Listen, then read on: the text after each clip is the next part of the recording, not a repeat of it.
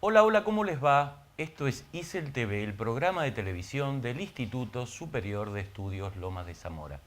Hoy acompaño a Laura Spivak y a Verónica Tejero, autora y editora respectivamente de Genoveva, un libro creado para la población vidente y no vidente.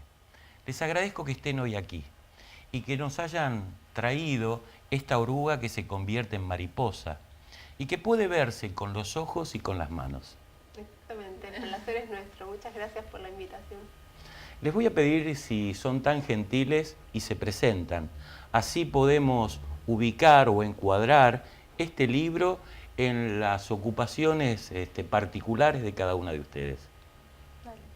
Bueno, yo soy artista plástica, soy marplatense, estudié en la Escuela de Artes Visuales Martín Malarro y desde el 99 más o menos vivo en Buenos Aires, a donde trabajo como desarrollo mi producción artística y trabajo como docente y trabajo en gestión cultural, hago curaduría, es diverso el mundo en el cual trabajo yo, siempre en la línea de las artes visuales.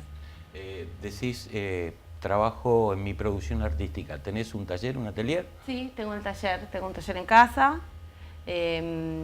Bueno, sí, en eso continúo, digamos. A mí siempre me parece importante como destacar que lo que me convoca al medio del arte, ya sea el trabajo de docencia o de gestión, es mi profesión como artista y la producción de mi trabajo. ¿Y como docente dónde?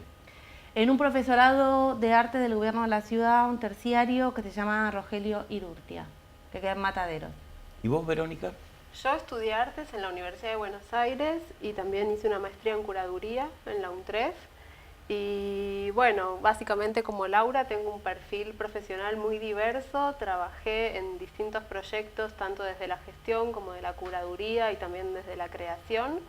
Y en un momento tuve la iniciativa de armar un proyecto editorial con las características que tiene Estudio Erizo, de ser libros ilustrados en tinta y en braille, elaborados específicamente por artistas y escritores contemporáneos. Y bueno, ahí nos cruzamos con Laura para desarrollar este primer título. Les pregunto, ¿cuáles son las particularidades de este libro? ¿Y cuáles son sus antecedentes en el mundo editorial? Mientras tanto, le solicito a nuestro director si por favor lo puede tomar. Se torna un poco difícil poder apreciar esta obra, sobre todo la parte que está en braille. Sí, total. A ver, las características fundamentales de los libros que hacemos desde Estudio Erizo son que son libros que están impresos en tinta y en braille, tanto la imagen como el texto en relieve.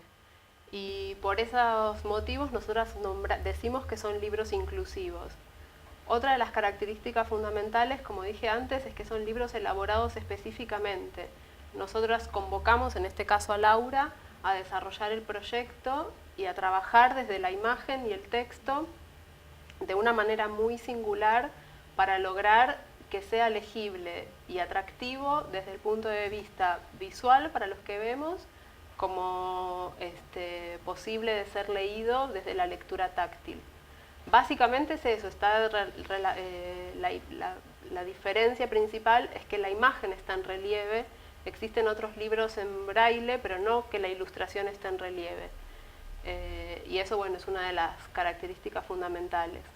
Algo que no sé si todo el mundo sabe es que en realidad Laura es una pintora excelente y una parte importante de su obra está construida en base al color. Entonces, en realidad fue un desafío muy grande para ella y para nosotros desde Estudio Erizo pensar cómo su obra se podía trabajar desde la ausencia de color y que sin embargo siga siendo potente. Fue un trabajo ahí bastante... De todas maneras, intenso. Yo tengo formación como grabadora, digamos, mi título profesional es profesora de grabado, y la imagen en relieve, cuando no está impresa, corresponde a una técnica de grabado que se llama gofrado, que yo había trabajado también en algunas obras anteriores cuando era muy joven. Entonces la traducción de la imagen a la imagen sola en relieve no era para mí tan compleja de interpretar, digamos, a pesar de la ausencia del color. Pero hablabas del proyecto. Sí. Supongo que cuando pensaban el proyecto buscaban un contexto especial. Me parece una búsqueda sutil, porque hay que pensar en el lector y además en el tiempo y en el espacio en que ese lector se encuentre con la obra. ¿Cómo es el lector de Genoveva y en qué contexto real se ubica? Bueno, a ver, por un lado hay un lector, o sea, los lectores son muy diversos. Por un lado, como nosotros decimos, como es un libro inclusivo que está destinado tanto a la gente que ve como a los que no ven.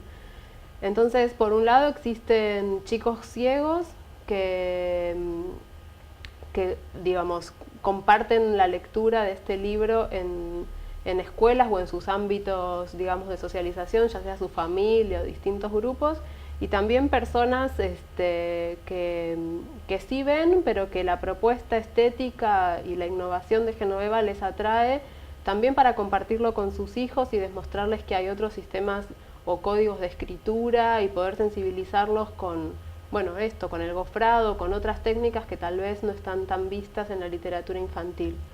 Nosotras tenemos una experiencia muy linda con este libro que fuimos una vez impreso, lo llevamos a una escuela en la que asisten juntos chicos ciegos y chicos que ven. Hicimos una experiencia de lectura compartida y fue algo sumamente conmovedor, que es, bueno, un video que se puede ver en la página de Estudio Erizo. Y bueno, nada, o sea, por un lado está destinado a personas que saben braille y también para aquellos que están aprendiendo el braille, porque la lectura táctil de las imágenes, aunque es algo que no es muy común, es muy importante como trabajar esa sensibilidad para también mejorar después la lectura del braille. En dos oportunidades hiciste mención, lo subrayaste, remarcaste de que se trata de un libro inclusivo. Supongo que este libro tiene un potencial que va más allá de la obra, porque está, como bien decís, está destinado a un público vidente y a un público no vidente que pueden unirse o conectarse en esta experiencia de la lectura. Casi una especie de autoinclusión. ¿Coincidís? Sí, totalmente. Sí, hemos tenido experiencias, bueno, o en la Feria del Libro o en otros ámbitos en el que mucha gente que no tiene necesariamente o un familiar directo en su círculo cercano, pero que el hecho de conocer un libro o acceder a un libro con estas características le permite trabajar con su hijo, un acercamiento hacia otros lenguajes, como decía antes, a entender cómo se estructura el código en braille. Los libros tienen al final una página con el abecedario, tanto en tinta como en braille, que para alguien que no sabe el braille puede empezar a aprenderlo. Y bueno, sí, hay como ahí una invitación a compartir un espacio de lectura, porque también algo que para nosotros es muy importante es que que es ciego o que no ve o que tiene algún problema sin llegar a la ceguera, tiene algún problema de visión visual, sí, no necesariamente es una persona que está sola en el mundo. O sea, nos han descrito abuelos como muy conmovidos y felices porque existía por primera vez un libro que ellos iban a poder leer y compartir con sus nietos o con algún otro miembro de su familia o personas grandes que no ven, pero que ellos sí podían tener este espacio compartido de lectura. Una cosa importante también del libro, o sea, de este libro y un poco de nuestro interés, es que la búsqueda poética del texto apunta no tanto o no solo a descripciones visuales, sino a apelar a todos los sentidos, a pensar en la sensibilidad en general. Entonces, en este proceso en que la oruga se transforma en mariposa, también está narrado de un modo en que las sensaciones o todo ese momento de transformación se cuenta no solo apelando a metáforas visuales, y eso también es algo, me parece como original del texto. El público infantil es exigente. Me parece que la estética artesanal está más próxima a lo que un niño o niña pueden apreciar. ¿Qué le propone el mercado editorial a los jóvenes o a los niños no videntes? Bueno, la verdad es que es un escenario un poco caracterizado por la escasez y por cierta precariedad en la edición de material. En general son cuadernillos o anillados en los que se transcribe textos de la literatura universal solo al sistema braille, pero sin la ilustración en relieve. En otros casos hay ediciones en las que se mantiene la ilustración, o sea, se imprime la ilustración en tinta y solo está en braille el texto. Y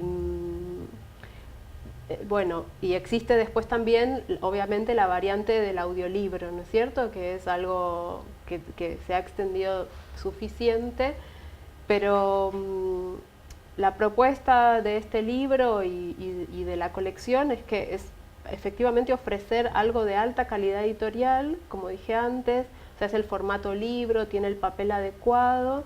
Por otro lado, son libros que están hechos, pensados y creados especialmente, no son transcripciones. Entonces, desde el momento en que nos sentamos con Laura a conversar, es como la imagen y el texto están pensados para invocar una serie de sensaciones y que sea posible leerlo en braille. Y como dije también antes, la imagen en relieve, o sea, tanto el texto como la imagen están en relieve, y esas dos cosas ayudan a sensibilizar primero el sentido del tacto y también en el ejercicio de la lectura del braille. ¿Y cómo se educa la actitud de amigarse con una textura capaz de producir imágenes? No es sencillo, evidentemente. No, creo que es un ejercicio que, como todas las cosas, tiene que ver mucho como con la experiencia. Ninguna de nosotras es especialista en educación especial o en educación específicamente del braille. Nuestro acercamiento fue más desde el campo del arte y desde nuestros conocimientos, tanto desde las técnicas del gofrado, y sí tuvimos durante todo el proceso de creación de este libro correctoras y lectoras braille que nos iban asistiendo y enseñando y corrigiendo cada toma de decisión, digamos. Es un ejercicio es una experiencia compleja la de aprender braille. El hecho de que hay personas que llegan a la ceguera en distintos momentos de la vida, entonces aprender el braille es algo que puede suceder en cualquier momento de la vida. Y como decía antes, la profusión, digamos, de material en audiolibro es algo muy valioso, pero eso no compite con la importancia de ser un alfabeto del sistema braille para alguien que no ve. Toda la gente de la comunidad no vidente sostiene la importancia de alfabetizarse en braille para poder tener autonomía, de ser sus propios lectores y ante cualquier imprevisto tecnológico, o sea, seguir pudiendo acceder a, bueno, al material, ya sea más de esparcimiento o de estudio en el sistema Braille. ¿Y qué desafíos le propone el idioma Braille a un libro como este? Bueno, un montón de desafíos, porque como dije, nosotras no somos expertas en Braille, sino que lo fuimos aprendiendo en el proceso. El Braille es un código universal que tiene parámetros específicos y muy rígidos, y la legibilidad del Braille está dado por el relieve. Entonces, hacer el libro con estas características supone un trabajo muy minucioso y muy complejo desde el punto de vista de la producción en imprenta para lograr el relieve necesario para que sea legible y bueno, y que estén respetados todos estos parámetros que contaba. Además, el Braille necesita un gramaje del papel que el mínimo es 120 gramos, que en la industria editorial se considera un papel ya de alto gramaje. Así que bueno, nada, nosotros tuvimos un trabajo de pie de imprenta muy intenso. Antes del pie de imprenta estuvimos trabajando mucho con Laura la edición del texto también, porque en general una medida que se toma como referencia es que el texto en Braille duplica el espacio del texto en tinta. Sí, lo Entonces, estoy viendo. como un renglón en tinta, más o menos, son 2 renglones de Braille. Entonces eso supone buscar, para nosotras, desde esta propuesta editorial, un texto que sea simple y poético, brevemente, para que en el Braille tampoco se duplique y no siga encareciendo o complejizando la producción. Básicamente diría que esas son como las dos, o sea, el relieve y la extensión, que son como las dos grandes variables a tener en cuenta a la hora de la producción. Digo y reconozco que tengo conocimiento del sistema aplicado a las palabras, pero lo novedoso es, y para mí es nuevo además, insisto, aplicado a las imágenes. ¿Ustedes tenían ese conocimiento cuando se propusieron el proyecto o surgió de las consultas que hicieron? En el origen del proyecto, digamos, sí teníamos, como Laura también contó antes, un conocimiento desde el punto de vista de las técnicas artísticas que trabajaron el relieve sobre el papel, como el gofrado y otras técnicas del grabado, pero no había, o sea, o no existe, o hasta ahora no lo conocemos, un sistema de codificación de las imágenes como el Braille. O sea, una imagen no tiene el grado de codificación que tiene el Braille, y menos una imagen hecha por un artista, con la cualidad de la imagen que le da, en este caso, Laura. Entonces, también un rasgo importante de los libros es que en el inicio hay una primera hoja que nosotras llamamos glosario, que de alguna manera presenta a todos los personajes que van a aparecer en la narración o a lo largo de la narración. Le pedimos al director si lo toma. Este vendría a ser el glosario. Exacto. Para que de alguna manera aquellos lectores que empiezan a experimentar la lectura táctil de una imagen, que es algo complejo y que lleva también su tiempo y su entrenamiento, pueda tener una referencia, porque además, vuelvo a decir, este dibujo de la oruga no es el dibujo por ahí más naturalista o más o construido en los parámetros realistas, sino que tiene la impronta de ser una oruga con las singularidades del trazo de Laura, ¿no?, de nuestra artista en este libro. Entonces, bueno, de alguna manera este glosario, al presentar los personajes, invita a ir reconociéndolos a lo largo de la narración. Y lo que nos pasó con Laura, que bueno, siempre hacemos referencia un poco a esa anécdota cuando contamos un poco el trabajo de este pasaje entre el dibujo que empezó, o sea, o que tuvo su origen y su creación en tinta, y después los trabajamos para el relieve. En el caso de las moras, si uno ve el original que hizo Laura, el relieve o la composición de la mora está dada por una variación en el tono en el tono uva, digamos, de las moras, y en realidad al hacerlo en relieve tuvimos que trabajar, que bueno, lo puedes explicar mejor vos. No, sí, que originalmente, digamos, esto es un libro que yo tenía hecho, ¿no? Hacía unos años había empezado a desarrollar una serie de pequeñas historias ilustradas, y la versión original de este cuento es a color. Entonces, yo trabajo mucho por planos, con lo cual facilitaba la traducción, ¿no?, al relieve. Entonces, el primer pasaje es pasar del color al blanco y negro, porque en el blanco y el negro uno determina qué parte va a subir y qué parte va a quedar abajo en el relieve. Entonces, un poco lo que hablábamos con Vero fue en el caso de las uvas, que digamos, la uva estaba como muy organizada en sus colores y sus, digamos, sus acercamientos o alejamientos tenían que ver con el valor del color.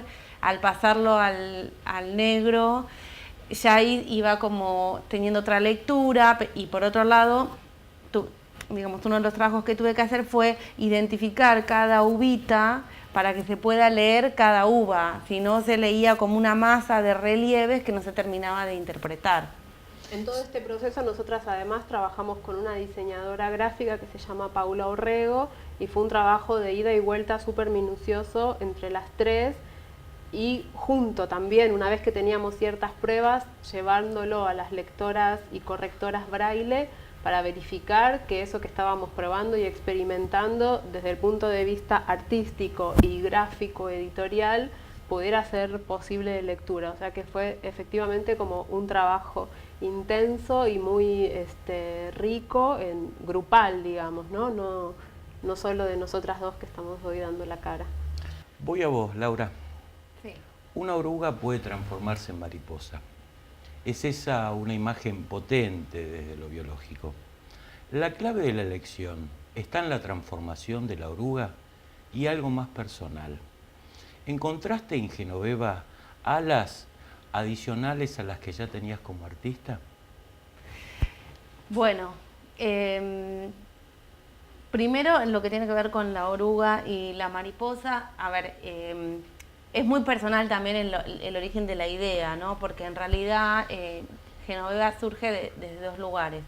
Por un lado, en esa búsqueda que yo tenía acerca de hacer como pequeñas historias ilustradas, yo trabajaba mucho sobre pequeños textos de autores que a mí me interesaban en mi adultez. Y un poco, bueno, hace unos años, conversando con mi papá, me contó que Vladimir Nabokov, que es un escritor que a mí me gusta mucho, era entomólogo, y a partir de ahí leí un texto muy hermoso de él que hablaba de la transformación de la oruga en mariposa. Y por otro lado, eso digamos, fue un poco el origen del libro, y por otro lado, también mi papá y mi mamá, los dos son biólogos. Yo tengo como una historia como de toda mi infancia con los insectos, con prestarle cierta atención a esas cosas. Y bueno, de ahí un poco surge la idea de hacer Genoveva. Y respecto a lo otro que me decís, o sea, para mí fue un espacio de mucho descubrimiento, de mucha experimentación, de mucho crecimiento, encarar un proyecto editorial por primera vez, porque este es el primer libro que yo hago, y con estas características, ¿no? Que le dio un plus, le dio como una sal a la cosa, ¿no? Como un plus al desafío. ¿Dónde se presentó Genoveva y cuáles son los premios que recibió? Bueno, Genoveva se presentó en octubre del 2013 en el Malva, en el Museo de Arte Latinoamericano en Buenos Aires, en la Biblioteca Central de Santiago y también en la Feria del Libro Internacional de Guadalajara del 2013. Esas fueron como sus tres presentaciones oficiales a nivel latinoamericano, que es un poco a donde aspiramos a llegar. Hemos tenido participaciones en distintos jornadas o eventos o premios, pero como la Feria Internacional del Libro de Buenos Aires, que en esta última ocasión con motivo de su 40 aniversario, organizó por primera vez el premio latinoamericano al diseño editorial y ahí recibió una mención honorífica en la categoría infantil, Genoveva. Para cerrar, chicas, ¿qué nuevos proyectos las ocupan? Vos el de ser mamá. Sí, ser mamá y continuar armando la colección de Estudio Erizo, que bueno, este es el primer título de la colección Naturalia, que busca narrar pequeñas o grandes transformaciones de la naturaleza. Ya estamos trabajando con otros artistas en los libros que siguen, que por ahora ya tenemos 5 en sus versiones digitales. Y bueno, seguimos presentándonos a premios o buscando financiación para poder imprimir los que siguen. Y bueno, veremos qué otras aventuras se nos ocurren. Aclaramos para aquellos que nos están viendo que estás embarazada de 6 meses. ¿Y vos, Laura? Bueno, acompañar un poco a Vero en el recorrido del libro desde ya y seguir trabajando en mi obra. Sigo produciendo. Una vez más les agradezco la presencia. Espero que hayan estado cómodas. Sí, muy bien, muchas gracias. Muy bien, gracias. A vos también, te espero la próxima semana. Gracias por acompañarnos. Larga y buena vida para todos.